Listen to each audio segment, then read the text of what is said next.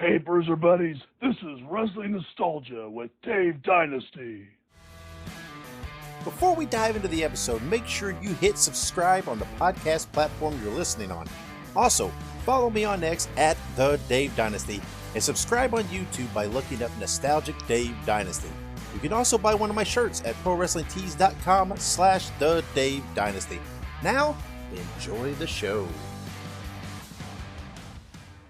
Welcome to 1 hour of the toughest, roughest wrestling you'll ever see. That's right, Dick the Bruiser said it all. The big question, have you got the endurance? Have you got the brains to get past the excellence of execution?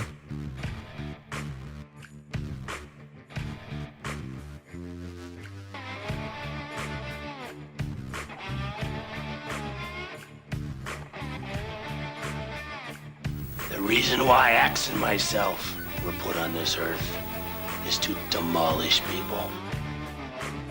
Bobby Heenan, that is a very good-looking sport coat you've got on. Yeah, and I paid for mine. Mine isn't government issue.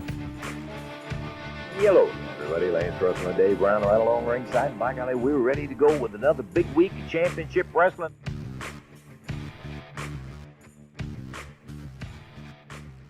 Greetings, wrestling fans, and welcome to Wrestling Nostalgia. I'm your host, Dave Dynasty. Thank you for joining me for yet another episode. And also, thank you once again for the great response to the last episode with guest Jack Kruger doing his first interview. I'm so happy that everyone was excited and enjoyed hearing Jack.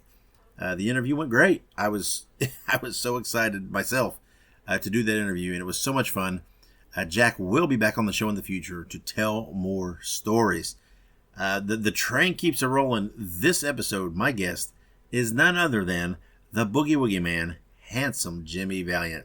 Now, I just had limited time with Jimmy, and of course, I could have talked to him for hours. So, because I had limited time and I didn't have hours, we focused in on his time in Indianapolis, working for the WWA and Dick the Bruiser. I know that's no shock that would be what I would want to focus in on, but that's what we talked about. So let's get right to it. Let's take a quick break, and when we come back, we'll have my interview with handsome Jimmy Valiant. Filsinger Games is a tabletop cards and dice game company that has enjoyed success for over 3 decades. Their first game was Champions of the Galaxy and was released in 1986. Champions of the Galaxy is a tabletop game that features professional wrestling over 100 years in the future. Humans, aliens, and monsters battle in the Galactic Wrestling Federation for belts. Legends of Wrestling features officially licensed wrestling cards featuring stars like Ted DiBiase, Jimmy Snuka, Harley Race, and many, many more, including game sets for independent promotions. Each match takes place in real time. The action is fast and furious, and all the things that happen in pro wrestling, like cage matches, outside interference, 3-man tag matches, they also happen in the games. You have the opportunity to run your own wrestling promotion involving either real life stars or fictional characters of the future, or you can mix and match both. Visit filsingergames.com for more information and to order the games today. That is Filsinger Games, FILSINGERGAMES.com to order now.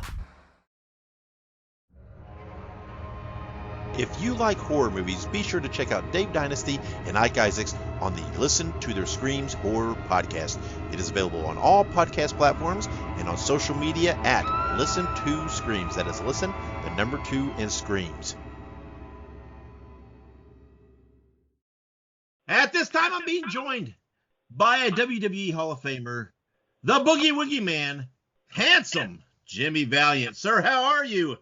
Woo, mercy. First of all, Dave Dynasty, I want to tell you something, man. I listen to your show every chance I get, brother, man. You got the hottest thing going, brother, the hottest thing in the nation, Jack. Hey, I'm really proud of you. Hey, if I ever meet you in person, hey, I'm a big fan. I want your autograph. I'll take a picture with you, baby. Hey, man, I'll tell you something. Just keep up the good work, what you're doing, man. And I'll tell you, I really, really enjoy it. Because you're so knowledgeable, in our business, man. And this is what I love. Right now, I've been wrestling 62 years. Started wrestling 1964, Dave. And of course, all I want to do now is just be a goodwill ambassador for us, and me and Angel, my lovely wife, we tried to figure out how many matches I had, Dave, in 62 years, and from 64, and we figured roughly like over 15,000, and I just had my last dance, as you know, just a few weeks ago, and so I had 15,000 and something. So I'm done getting in that square circle, baby. Well, that's unbelievable, Boogie. And I just want to, man, like you said, such a long career. So I just want to focus in. I just want to talk about handsome Jimmy Valiant in Indianapolis, if you don't mind. Because we could talk forever if we try to cover your whole career. So we're going to zone in a little bit. And so after high school, you worked at a health club that was owned by Frank Zella, who was otherwise known as Boris Volkov. And Mr. Zella helped you break into pro wrestling. So tell us a little about that, Boogie. Yeah, I started wrestling, working out, when I was like 12 years old. And by the time I got around 16, I played football, in grade school and high school. But by the time I got 16, I was wanting to find a gym and work out. So I found him, and I started at I just walked in, man. I ain't got no money, man. I just trying to make it, man, in school, make an athlete, but I wanted to train. I was training at home, didn't have no equipment or nothing, and I said, hey, brother, hey, I'll sweep your floor, man. Hey, I'll pick up all the, because when I went, there's towels everywhere, and where they showered, and they just threw them on the floor. I said, I'll do all this. I'll mop. I'll do this. I'll work for you just to work out. And he said, hey, that's fine. And so I just got tight with him. And so after I got out of high school, I started working for him full time. And then I was his manager, and of the Acres, and he was old time wrestler, and Frank Zila. And then when Nikolai Volkov, he came, he was him and Boris, his other partner. Frank Zila wasn't the original Boris Volkov, but when Steve Cobb was Nikolai's name. Now I'm not talking about Nikolai Volkov for the people that out there, that teamed up with the Sheik in the 70s, and I'm talking about the original Nikolai Volkov and Boris. They were hot in the 40s, 50s, 60s, and on top, man. And so he had a job. He retired, and he had a job out in the tugboat as a captain. And he took 6 months off, and from the tugboat business, and he wanted one more run. And he knew, of course, he knew Frank Zila, and Frank looked like a Russian, had a big barrel chest, and you can look up their pictures, man, and they were both really. In fact, Steve Cobb, he went to our Olympics for us and won a silver medal as a weightlifter. So he had a good body, good chest, and it was a perfect fit for two Russians, and they went around the loop. Well, when they started, then he says, hey, Jimmy, you're young, you're good looking, you got nice hair, brother, good body, you should do this, So he's the one that, got me into it, and it just fell in my lap, man, and before long, I know, I'm just weeks, man, I was wrestling, I couldn't tie my shoes, I didn't know nothing, but the old timers, they took me under their wings, and at that time there was no wrestling schools. There was a couple. One I think in St. Louis, and one in somewhere else I heard, but I never heard of any.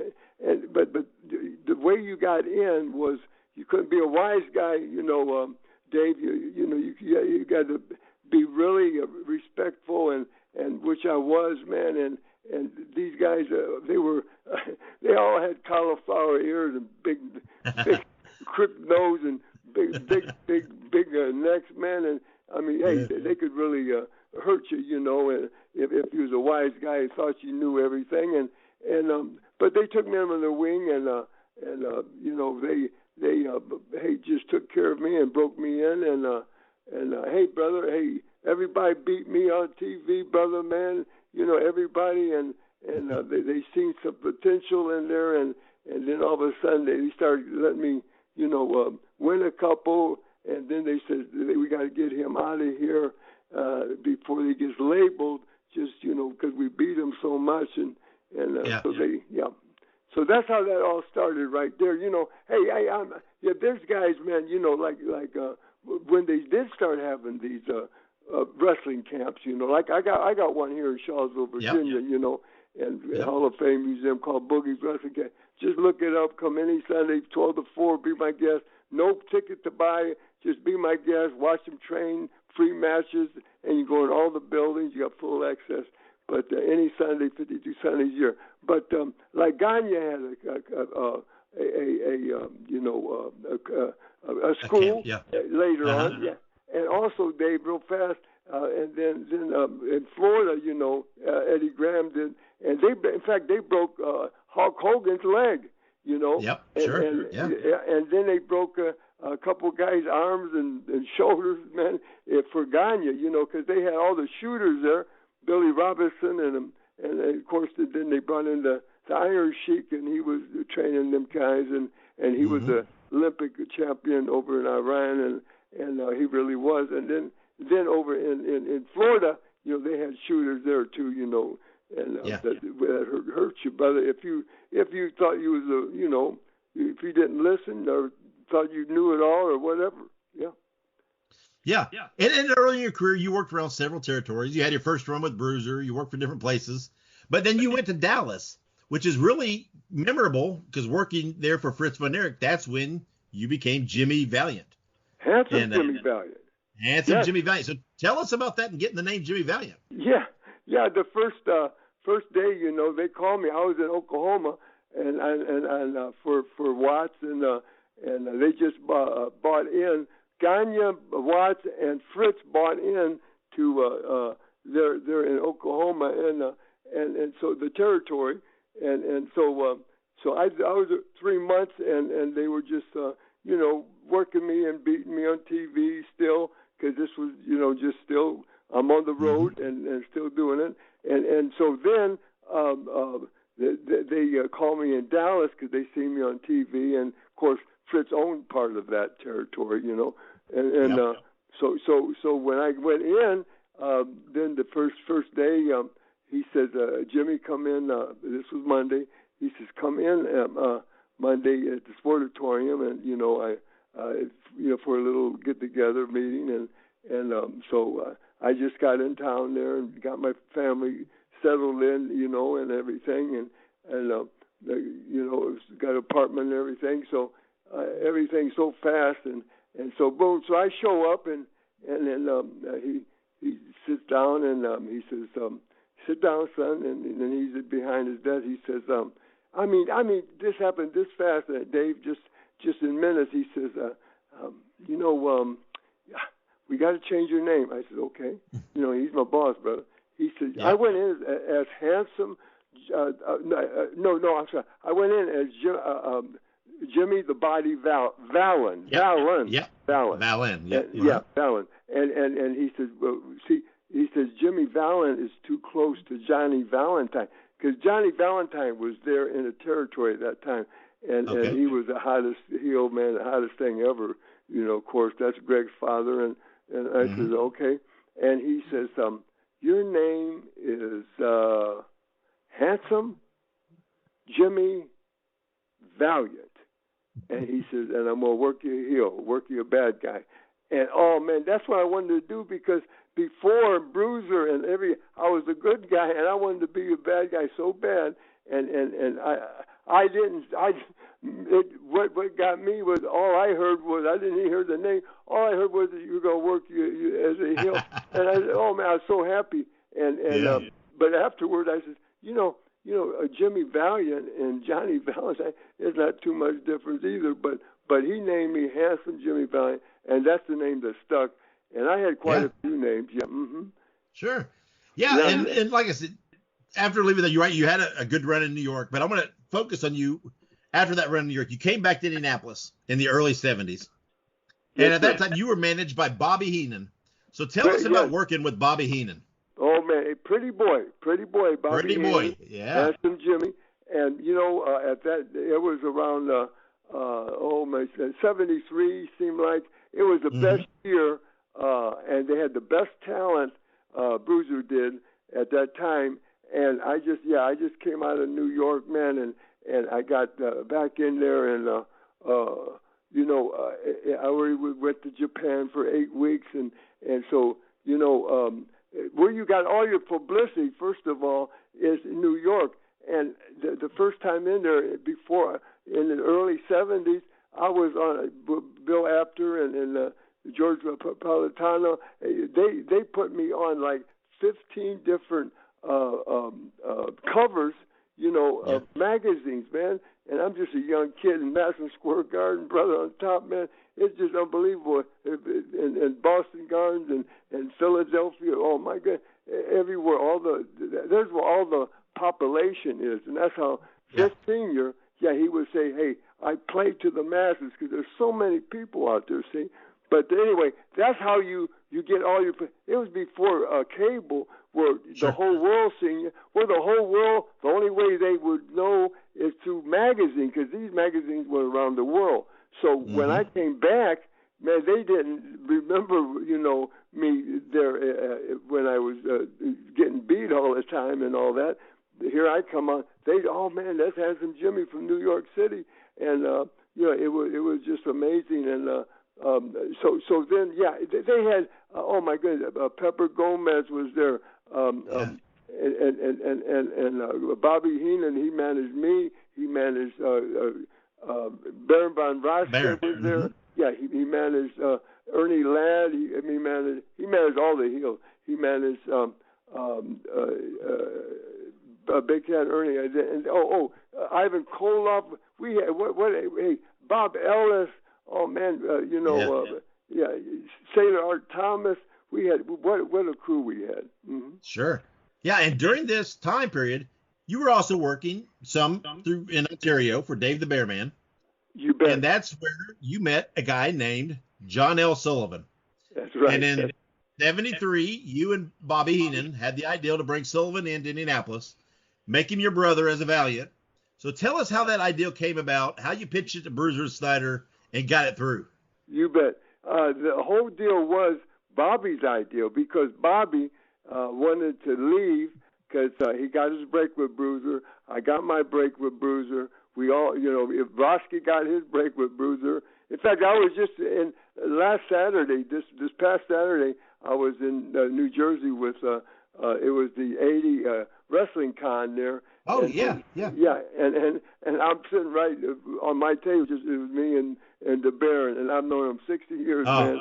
Oh, it was, God bless him. And he's broke down pretty well now, and he really gets around slow, and I am too, of course. I got everything wrong with me, but he's really ailing a little more, but he's 2 years older. He's 70. He's 85. I'm 83, but anyway, God bless. We're getting back. It was Bobby's idea, Dave, to go. He wanted to go to Vern Gagne, AWA. See, AWA sent all their tapes into Chicago, Bob Luce, and so did Dick the Bruiser. They were partners. WWA and AWA was partners in Chicago only in the amphitheater. Now that was our big show. That was our Madison Square Garden for Chicago, and it was huge. And so we used both of the boys. So he wanted to go there, and he wanted to change his name, which he did, Bobby the Brain. He wanted to manage. It was all set with Vern, but he had to okay it with Dick. He was going to manage Bockwinkel. He was their AWA world champion. So Dick says, okay, it's time to go. You can go, but you got to replace yourself with another top heel. So, and the whole thing was, this is all politics, all business, brother.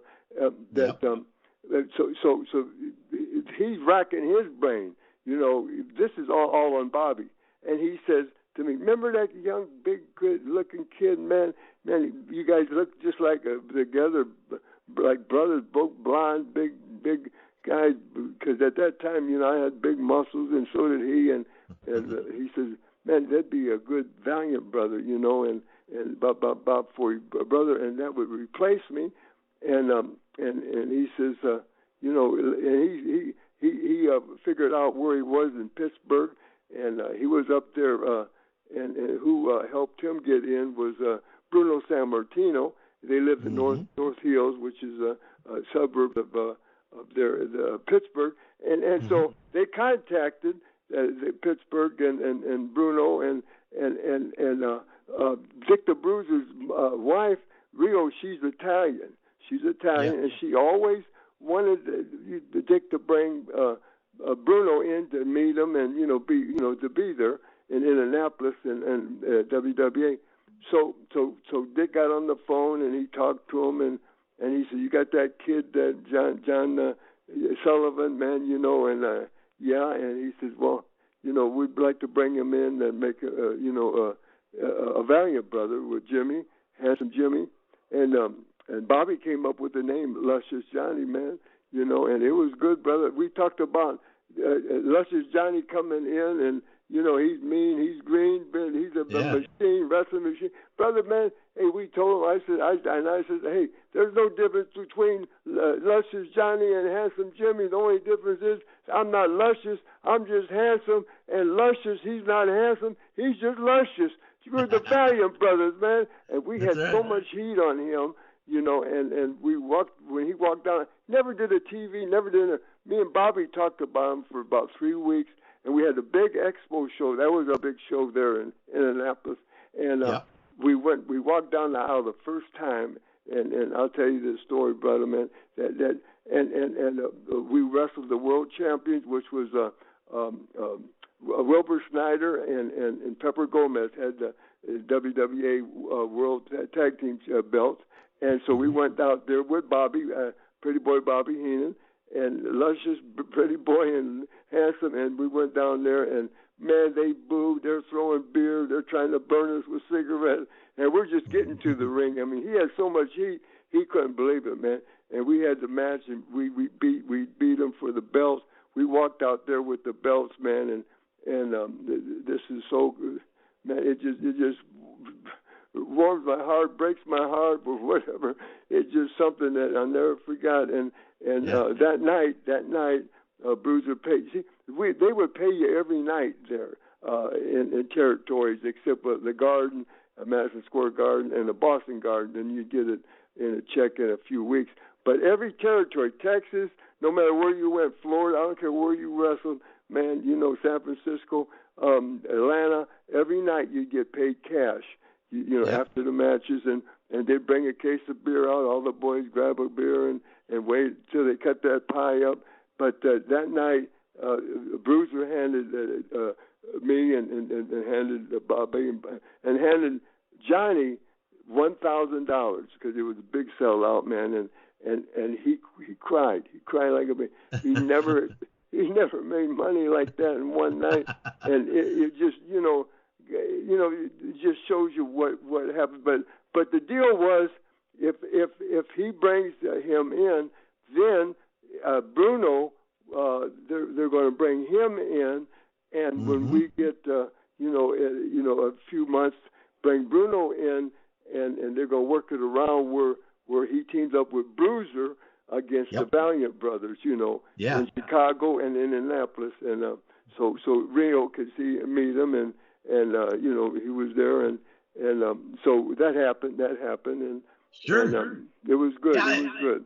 Yeah, and you and Johnny, you had 4 runs as WWA Tag Champs, and like you said, one of those runs was in early '74, January '74. You won those titles from Bruiser and Bruno. That's right.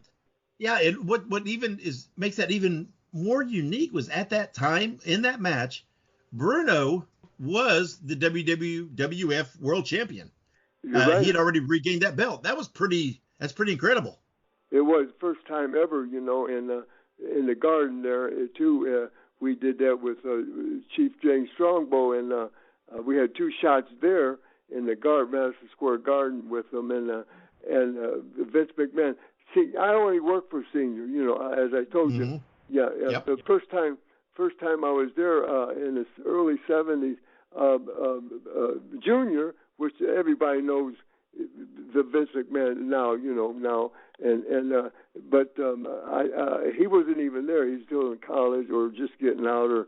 But when I came back in 73, 74, when we beat Dino and we won the WWF Tag Team Championship, Guerrilla.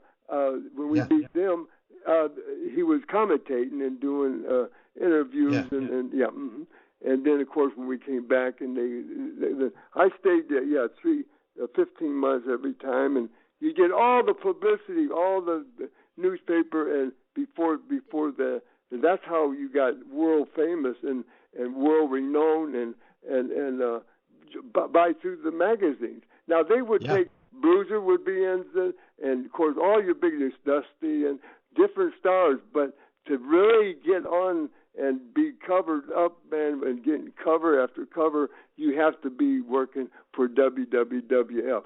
Or then when Junior can, then he changed it to WWF, and then now then WWE. Yes, and Well, like you said, right? You went back to New York every 4 or so years. You would always go back, kind of like clockwork, and then usually once that run was over, you would come back to Indianapolis for a run.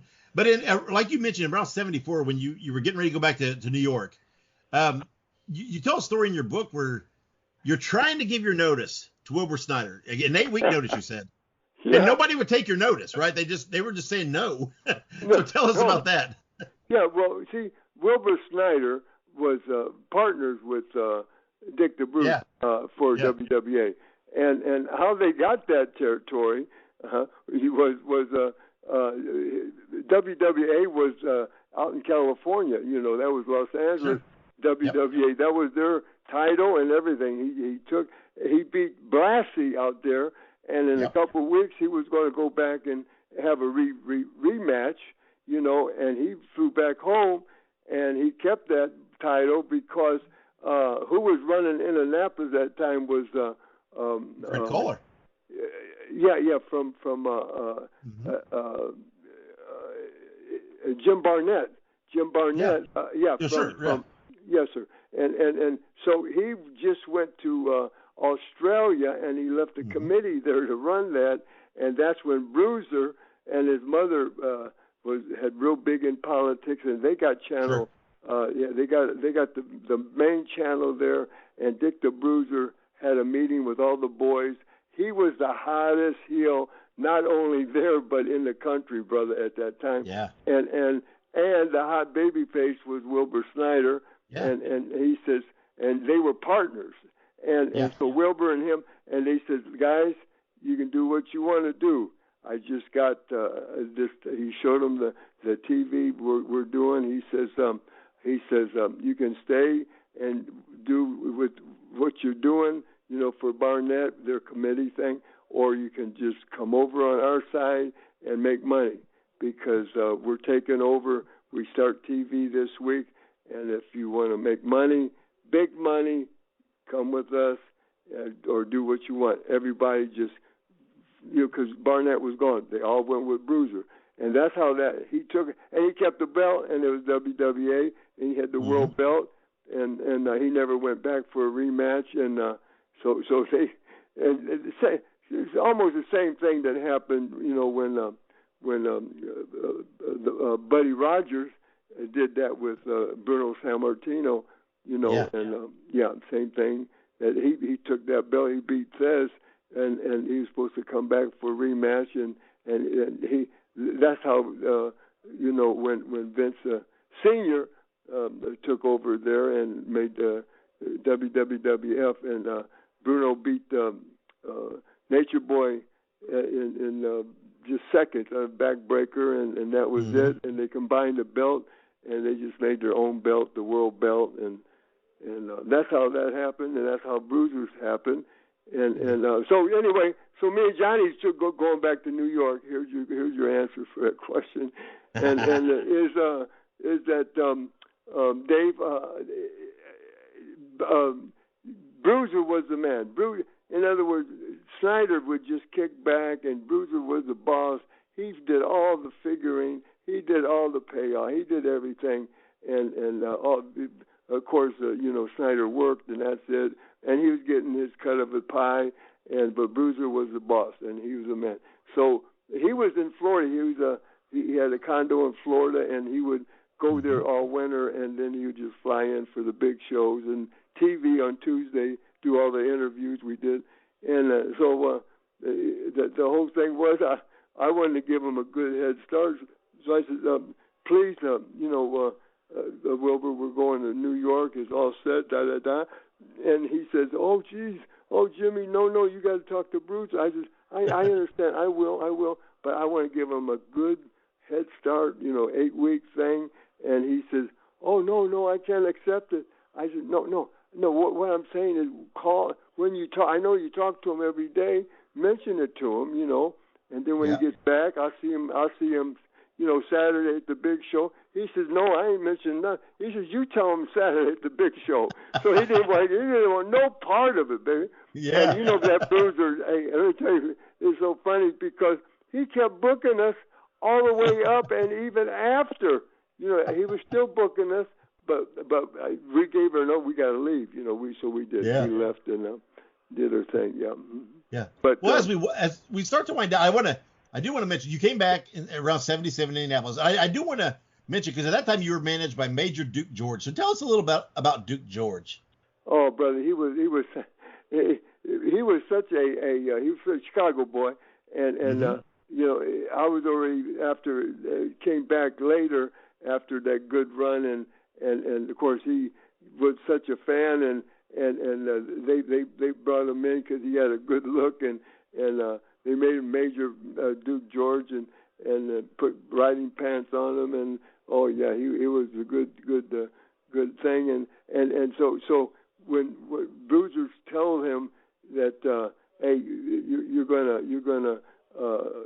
manage the Valiant brothers or me or whatever. Oh, he just went nuts, man, because I was his idol and all this old man.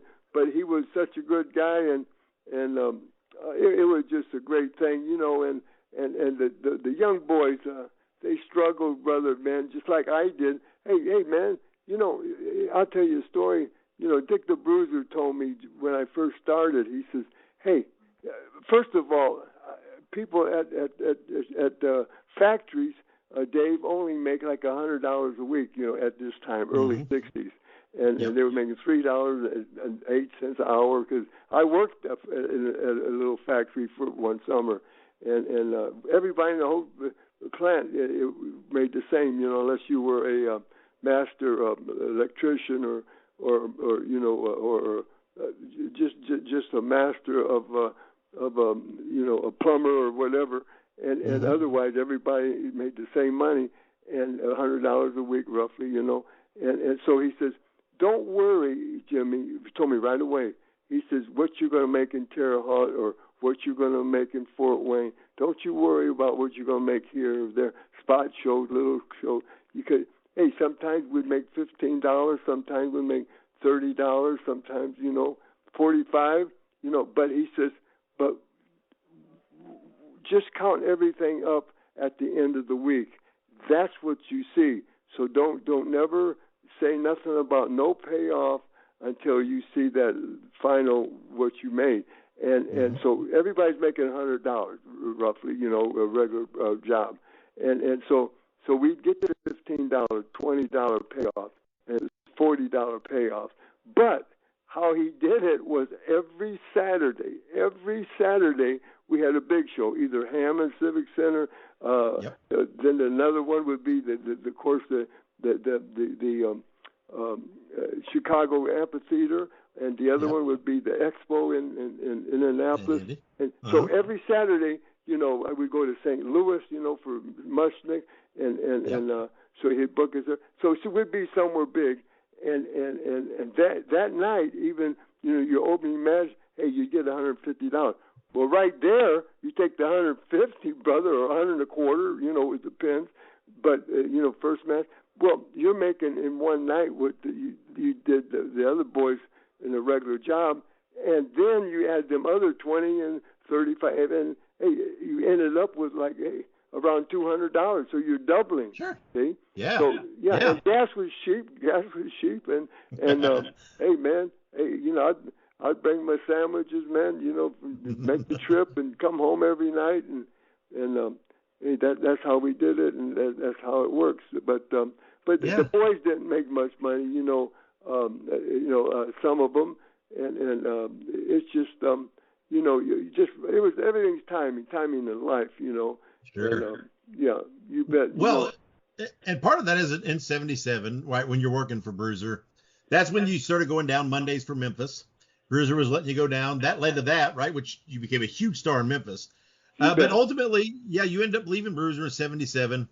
Kind of, you worked for him, later in the late '80s. But was there any hard feelings with you and Bruiser when you left in '77? Because Bruiser has been known to hold some grudges. Never, no, sir. Okay. And after he passed away, Rio told me, and he says, Bruiser loved you so much, and he says, you know what he told me so many times, Jimmy. He says, I wish I had 12 of them Jimmy Valiants, because I was always early. I worked hard as I could. My interviews, brother, man, I used to cook, man, hey, so many guys could outwork me as far as whatever. But interviews, I had the charisma. I had just like, hey, Dusty Rhodes, same thing. Hey, superstar Billy Graham. Hey, all of us guys, we got it over with our interviews, brother, man. Sure. Dick the Bruiser would beat. Hey, in one night, he'd beat me, brother, man. He'd beat Roski. He'd beat Heenan. He'd beat Ernie Ladd, Roski. He beat us all.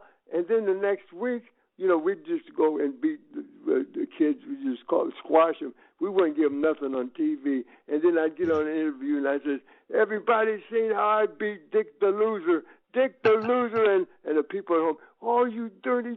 I was there. Yeah, he beat you. Oh, and so much we'd get all the heat back from just, beating the kids on TV and doing them interviews, see? So, that's how that worked. Yeah, and I appreciate it. I mean, again, Boogie, there's so much we could talk about with your career, right? The runs in New York, the runs in Memphis, the Carolinas, your schools, your camps, the independent. It's just, we could talk for hours. I highly urge everybody to go out, reach out to you, get your book where it covers all that stuff. So many great stories in there. Yeah, like you mentioned earlier, right? You recently wrestled your final match, but you're still out there doing signings. You have your camp, like you talked about. How can fans follow you, stay in touch, and know where you're going to be and how they can meet Boogie Woogie Man? Just Google Jimmy Valiant, and 1,000 things will pop up, and my camp, my address, and my email is Jimmy Valiant at outlook.com. Jimmy Valiant at outlook.com. And Dave, and then my website is jimmyvaliant.weebly, WEEBY.com. Yeah, L-Y, L-W-W-E-L-Y. And so there's two dots there, jimmyvaliant.weebly.com. So you check that way, or just put Jimmy Valiant in there, and Dave, I want to tell you, brother, man, keep doing what you're doing, and my lovely wife, Angel, she makes outfits for people, and you'll see that on the Weebly site. So check everything out, and just come be my guest anytime, and including you, Dave, man. I'd love to, you to be here, brother, man. And if you're ever in Virginia, brother, man, just come, and the address will shoot right out at you when you Google. And but I want to just talk to the people, man. Whoo, messy day! I want to tell my people, my brothers and sisters, don't you dare miss one of these hot Dave Dynasty shows, baby, because it's the hottest thing in the nation, baby. I love you, Dave. God bless you, man. And you're my buddy, brother. Hey, we got to do this again. We will. And, hey, brother, I owe you, man. I owe you. And I'll tell you something. Just keep up the good work, and I'll do it on my end, brother, man. Just the pro wrestling is what's happening. And I want to also, say that I'm help out the Relay for Life. I've been their spokesman for in here in Virginia for 15 years, and these are all cancer survivors. And I want to help out, just the Special Olympics, anything I can do. I got time now, and I just love people. I'm a people person, and I love Jesus. The devil had me 10 years during the part of my career, buddy, but I'm back with the Lord, and I got a lovely wife, Angel, and she takes care of me, brother, man, and I take care of her, and hey, it's a happy time up here in Virginia for the handsome Jimmy, the Boogie Woogie Man. That's right. Thank you, Jimmy. I appreciate your time.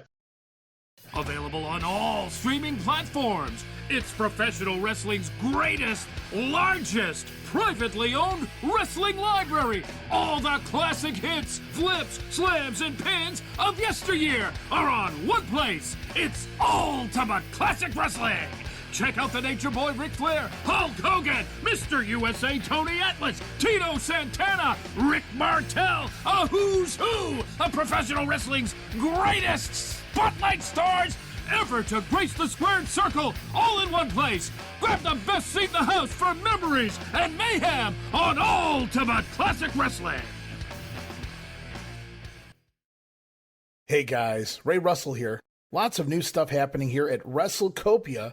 If you haven't checked out our website at WrestleCopia.com, it's a great way to keep up with the latest episodes of all of your favorite Copia programming, from the Wrestling Memory Grenade to Regional Wrestling with the Territory Talk, the Wrestling Stoop with the legendary Bob Roop, and of course all of those programs also available at your favorite podcast streaming platforms.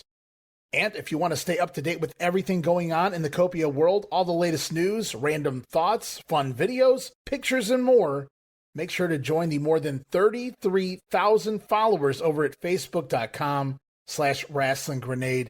Don't be left out. And last but definitely not least, it's what keeps the entire machine going.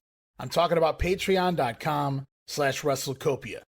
We appreciate your support in helping us pay the bills to keep the WrestleCopia podcast network running and enabling us to continue to bring you all of the quality programming that we offer.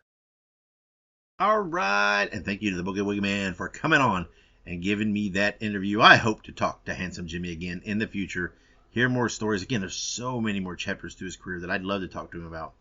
But I could spend just so much more time just talking to him about the WWA in Indianapolis alone. So hopefully I'll get to talk to Jimmy again in the future. Guys, make sure you follow me on social media on pretty much any platform. Just look up Nostalgic Dave Dynasty and you can find me. Also, be sure to subscribe to me on YouTube for lots of classic wrestling content, plus all of my various podcasts. Again, look up Nostalgic Dave Dynasty and you'll find me. And go check out all the other WrestleCopia Network podcasts. You can find the individual shows on your favorite podcast platforms, or you can visit WrestleCopia.com. And while you're checking things out, be sure to check out my friends at the Ultimate Classic Wrestling Library. Visit ClassicWrestling.net to sign up for your account, and then download the app on all of your smart devices. Okay, guys, it's been a busy time. We got a holiday weekend. As I'm recording this, I'm getting ready to wrap this up, get it up there in advance before the holiday weekend, before the Memorial Day weekend. I'm doing some traveling over the holiday weekend. So very, very busy times. Watch social media for the announcement about next episode. I'm not 100% sure. I may have to take a week off, again, because of the holiday, because of the traveling. So, again, just watch social media. You'll get all the info there on whether there will be an episode, and if there is, who the guests will be, etc. So, thank you once again, guys, for joining me. Thank you for listening. I hope you enjoyed. Make sure you subscribe, all that good stuff. And remember, wherever you go and whatever you do, be good, be safe, and always keep on growing. Fans, we brought you All-Star Championship Wrestling. This is Sam Manager thanking you for being with us and saying until next time, so long, everyone.